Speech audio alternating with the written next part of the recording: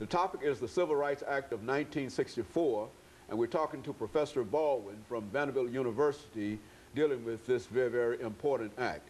And of course, Dr. Baldwin, before we had our first commercial break, we promised that we'd give you an opportunity to further expand upon the Act of 1964. And I think one of the most important developments in reference to that has to do with the so-called political climate. That's and right. if you could sort of put that in some kind of perspective for us. Yeah, I think we have to first understand that there was a direct connection between civil rights protests of the 60s and the effort to pass a civil rights bill.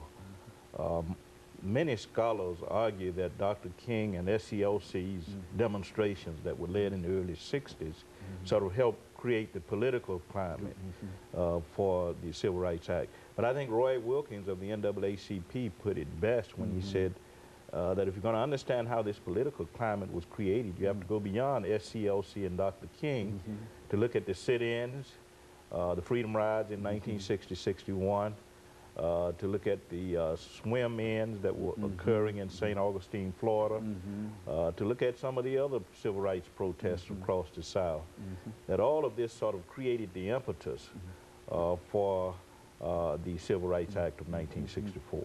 You know, when you talk about the freedom rides, Dr. Baldwin, many young people might not understand exactly what these rides were all about. But I think more important, they might not understand the sort of courage that it took to become involved in what is known as the Freedom Ride. Talk about it from that perspective. About well, the Freedom Rides occurred in the period 1960 up to 1961. It involved students boarding buses in Washington, D.C., black and white, black students sitting at the front, white students sitting at the back of the bus, rather. And they would ride from Washington, D.C. to various points in the South to protest bus segregation and segregation in interstate travel.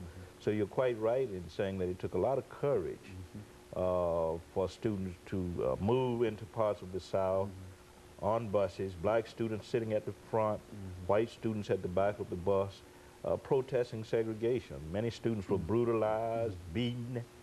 But I think we have to see the sit-ins, of course, as having contributed immensely to the kind of political climate that made possible the Civil Rights Act of 1964. You know, I think somebody once remarked that in reality, all of the sit-ins were done, and as a matter of fact, I think you might have made this comment, that in a real sense it was the students who sort of guided that civil rights movement in a real sense through the sit-ins and et cetera. And the Freedom Rides. And Freedom Rides. Yes, Speak to it. Very much so. I think that's one of the problems in scholarship on the historiography of the civil rights movement is that the roles of students have been pretty much ignored by scholars.